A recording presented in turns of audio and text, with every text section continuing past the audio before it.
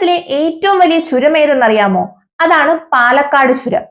കേരളത്തിന്റെ പ്രവേശന കവാടം എന്നറിയപ്പെടുന്നതും പാലക്കാട് ചുരമാണ്. ആകെ 16 പശ്ചിമഘട്ട ചുരങ്ങൾ ഉള്ളതിൽ ഏറ്റവും വലിയ പശ്ചിമഘട്ടത്തിലെ ചുരം ഏതെന്ന് ചോദിച്ചാലും അതും ഈ പാലക്കാട് ചുരം തന്നെയാണ്. നീലഗിരി കുന്നുകൾക്കും ആനമലയ്ക്കും ഇടയിൽ സ്ഥിതി ചെയ്യുന്ന ഈ ചുരം പ്രധാനമായിട്ടും കേരളത്തെ തമിഴ്നാടുമായിട്ട് ബന്ധിപ്പിക്കുന്നു. ഇതിന്റെ ആകെ വീതി എന്ന് പറയുന്നത് 30 മുതൽ 40 കിലോമീറ്റർ വരെയാണ്. കേരളത്തിൽ നിന്നും തെക്ക് പടിഞ്ഞാറ് മൺസൂണിനെ തമിഴ്നാട്ടിലേക്കും തമിഴ്നാട്ടിൽ നിന്നുള്ള ഉഷ്ണക്കാറ്റിനെ കേരളത്തിലേക്കും കടത്തിവിടുന്നത് പാലക്കാട് ചുരത്തിലൂടെയാണ്. ഈ പാലക്കാട് ചുരത്തിലൂടെ കടന്നു പോകുന്ന പ്രധാനപ്പെട്ട നദിയാണ് ഭാരതപ്പുഴ. എന്നാൽ ഇതിലൂടെ കടന്നു പോകുന്ന പ്രധാന ദേശീയപാത ഏതെന്ന് ചോദിച്ചാൽ അത് NH 544 ആണ്.